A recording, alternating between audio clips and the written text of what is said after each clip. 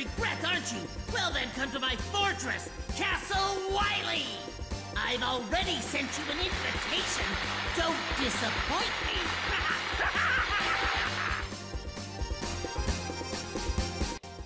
Hello, Ray Phoenix here. Welcome to Let's Play Mega Man Powered Up Part 4. So now we defeated all the robot masters, we can now go to Dr. Wily's castle, where we're going on the outskirts. The sky is always orange, and there's all these dome buildings in the background. He sends those evil enemies we saw in Iceman stage. I think they're called Crazy Razies or something like that, 'cause they just break apart and they jump and they try to grab onto us. They're really good at stalking us. Look, using his signature Mega Eyes again. And these ones are like, again, they can only shoot their eyes. And they have no known real weakness other than just simply shooting them in the eye. So now we're running down this path, down this trail pretty much, because pretty much everything in this game is a trail, because it's a 2D game. Well, it's a 3D game that plays in a 2D playing field. Well, then we just got our first checkpoint there, and look at that! That generous little frog enemy just gave us a 1-up, and these things can simply be destroyed. Those blocks can simply be destroyed by us shooting them. And look at that! We got another 1-up right there. The enemies do respawn in this game. If you leave the screen and come back, the enemies are gonna respawn, and which does give you the potential for grinding. So all the other Mega Man games before this did have grinding, and then we could run back and forth and collect health and energy and things that you need. We could try to grind a bigger, but actually, well, I don't know, I think grinding here might not be that great of an idea. There's these enemies. I'm probably gonna end up losing more health than actually gaining any real health, and they always seem to give me the small ones. Go small enemies. It only makes sense they give you small health refills then, I guess. So this is the first, of the Wily stages. These are more challenging, like Wily's Fortress. Wily's no longer toying along with us. He knows that we're a serious threat to his plan, so and it's playing intimidating music right now while we're, going through his fortress, which is apparently made out of skull, or well, I imagine we'd be seeing skulls around here since Dr. Wily's always been obsessed with skulls. And he puts a Banana Joe thing there and we can actually take out the shields on these Banana Joe things, or Bazooka Joes, or Cotton Eye Joes, whatever you call these things.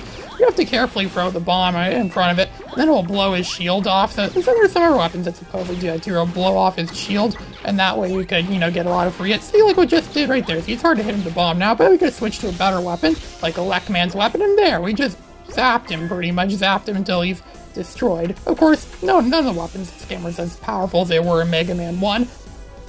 There's that swinging pendulum thing, that infamous swinging pendulum thing from Time Man stage, and there's those things that first appeared in Mega Man 4 that have shields on one side and are completely vulnerable. I always wondered what the point of these enemies were. They're kind of useless. Just shoot them from behind, which is really easy like that. You can destroy them easy. They're useless enemies. Come to think of it, a lot of the enemies in this game are useless. Like battle droids from the Star Wars prequels. They're completely useless if we can just cut them down easy, and that's what Mega Man does with the majority of enemies in this game. No wonder why Dr. Wily fails all the time. He always uses pointless enemies that don't do anything at all, really, are kind of useless. This thing is kind of useless too. The only redeeming quality is that he could aim his weapon, and he just happens to be lucky because in front of those pendulum things. So this whole level, it's a really short level overall, but it's drained most of our health out. So now we're gonna take on the boss. We're gonna be introduced to the boss of this level. And look what it is. It's gonna emerge us from behind. We don't have to dodge the particles over this time around. The particles are gonna form around, and they're gonna form into a familiar enemy that we remembered from Mega Man 1. Oh, look at it. It's Pac-Man's evil twin.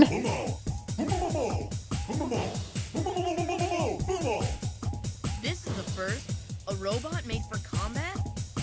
Well, you're gonna have to get out of my way.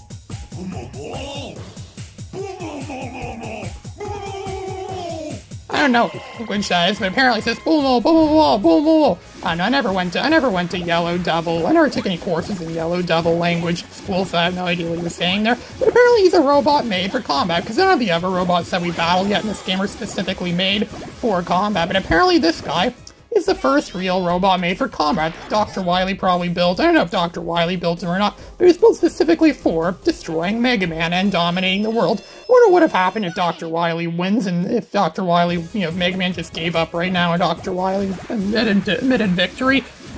Right now, he'd probably use this Yellow Devil to conquer the world and destroy all the important capitals of the world so he can rule it all. But we're not going to let that happen, because we're going to melt him. I'm sure Jell-O probably melts easy right under the fire. Yeah, go back to Jell-O commercials. Go back to Bill Cosby land or something like that. but we're gonna melt this guy, because originally he was weak against electricity. Now, he's weak against fire. I guess the logic in that is that we're melting him. We'll shoot in his eye, so I guess it makes sense. It's like we're burning his eye or something like that, like burning out his eye, like what some of those dangerous, hostile, indigenous people did in that book. What was that book called? The Arenda, yeah, or they did that, where they burn people's eyes. That's kind of what we're doing right now. But it's just some weird robot thing that may have been made that may as well have been made in another galaxy. All these devil enemies, there's actually quite a lot of them, actually. There's a yellow devil, there's also the green devil, that looks more like a jello devil, like a Bill Cosby jello devil, and there's the gray devil. And the green devil, I remember, was in Mega Man 8. We even returned to Mega Man Base for a little bit. Yeah, I mean, there's so many different devils in total. There might even have been a red one, I don't know, or a blue one, I don't know. There's so many devils. I wonder what their point is. Maybe there's some sort of, like, hidden connection between all of them. Maybe they were built by some sort of alien race that would secretly want to take over the world this entire time, and that's something that could be set up in a future Mega Man game, maybe. A Mega Man game just about the yellow devils. Maybe they unlock the secrets to the entire Mega Man saga. Maybe they're the reason why this game never had any sequels, because they would just get exploited too much or something like that. I don't know, Yellow Devil really have that much of a role in Mega Man. He looks more like Pac-Man's evil twin to me. Looks more like something that could have belonged in, like, Pac-Man World 3. Pac-Man World 3 really was a really weird game. I remember playing it on the PSP years ago. I did eventually get it for PS2, but I don't play it as much on that. Mostly play it on the PSP. And I remember it was a really weird game. It was almost like a beat-em-up type game, almost kind of like Final Fight or Streets of Rage with Pac-Man. You can play as ghosts in it, and there's all these weird creatures that show up. They kind of look like what we're fighting against right now. Seems odd seeing that in a Pac-Man world game. It was drastically different from the first two Pac-Man worlds, and everything was made by different people, too. This game also reminds me a little bit of Ratchet and Clank Up Your Arsenal. There were these Quark video comics, or vid comics is what they called them, where you could actually play the game. And it became a 2D side-scrolling game, just like this game we're playing right now. It was like 3D, but a 2D playing field. It played just like this, and they played a lot like the Mega Man games. I bet the people that made those games probably took inspiration from Mega Man, or just similar games like Mega Man. But then again, I mean, Ratchet and Clank Up Your Arsenal came out before this game did. In between those two games, I think that's when Mega Man Maverick Hunter X came out. There also was a remake of the original Mega Man X for the PS3. I never played it to this day. It's called Mega Man Maverick Hunter X. It's like this, but it's with Mega Man X. It's a remake. I think it came out before this, actually. But yeah, Up Your Arsenal, Ratchet and Clank Up Your Arsenal came out before any of these 3D, like 2.5D, whatever they call the Mega Man games. So what was the first, like, 2D games, 3D games set in 2D playing field? I bet it wasn't even Ratchet and Clanky, right? I don't even know who invented that thing, really.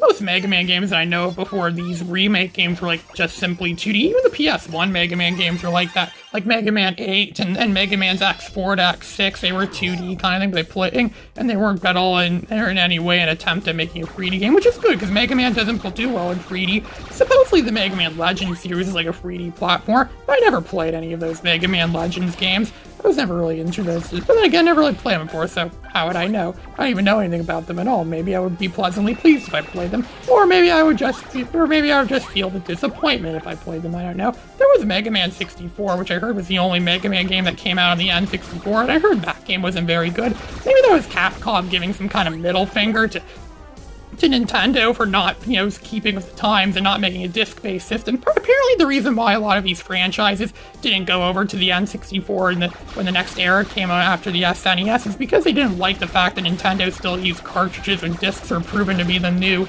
means of gaming, the new game format, and Nintendo didn't keep with the times, and people protested that, which is why a lot of stuff moved to PlayStation, even Sega Saturn afterwards, after the SNES era, supposedly, and even in the GameCube era, the same thing. A lot of Mega Man games got released on the PS2, and no GameCube. They didn't get released on GameCube at all.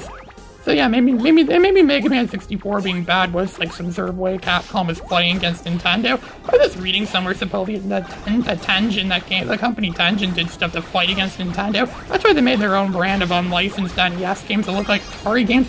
I actually have one of them. I actually have their version of unlicensed Pac-Man, the original Pac-Man, the unlicensed version. I actually have an actual cartridge that I found at a thrift store many years ago, and it destroyed my NES when I tried playing it. I wonder if that's why it was an unlicensed game that did stuff to override that licensing chip in the original NES. But then again, it did get fixed afterwards. It's in rough condition now, but it survived afterwards. Intruders bad. Eliminate intruders. Intruders bad. Eliminate intruders. Please, let me pass. Negative. Must eliminate. Eliminate. Eliminate. Well, now we're on the next boss now, which is this thing that also returned from Mega Man 1. It's actually kind of easier in this game than it was in Mega Man 1. In Mega Man 1, you can only really, actually I don't remember if it was easier, but in Mega Man 1, there was only like a few boxes in there. They never respawned, they never came back. And you sort of get like one real shot at it, and if you mess up, you kind of have to like game over and start over again that way. But it was easier to take out the standard Mega Buster in the first game, but this time around, he's kind of like mixed. He's kind of like a mixed bag this time around. Maybe that may have been due to technology limitations on the original NES. The NES was very limited with the technology. Just recently, we found out that the NES wasn't capable of producing holographic, like translucent or transparent imagery. That's why a lot of NES games would use flickers. Sometimes it was an attempt to simulate like transparency or translucency or something like that, but I heard from that guy in AVGN that tried recreating Back to the Future, making a better Back to the Future game for the NES. But now AVGN realized the real reason why so many games back then sucked. AVGN never made a game himself. He doesn't know what the developers went through. Development hell is quite a thing, actually. And I know, I've worked in software development before, mostly for school projects. And yeah, it is quite challenging to make a fully fledged software thing that runs perfectly fine and would be pretty, it is a challenge. A lot of people don't realize how challenging it is to make actual games. I've done the same with animation, too. It's really challenging to make animation that actually is, good and actually works fine, stuff like that. It seems to be easier this time around after getting killed and trying again. I wonder if this game actually gets easier, because supposedly a lot of games in this era get easier if you, if you fail at them once before then you try again. And supposedly it gets easier. I don't know if that's the case for this game or not. I have no idea. It seems that way a lot of the time, though. I don't know if that counts as cheating or not, but I don't care. I don't care what people think. I just make videos myself, not caring whatever people think about them. Destroyed his bubble shell. Remember the point of this robot was it's a robot that goes underwater. Wouldn't his circuits get washed out or something like that? He's protected by a simple bubble. It can be broken by these boxes he keeps throwing at us. It probably comes to the ceiling. For some reason he wants to crush us, because he can get crushed with his boxes. Ooh, I think I just killed him. Yep, he's dead. I just destroyed him. And there, we cleared the first half of Wily's castle. This is Ray Phoenix signing out.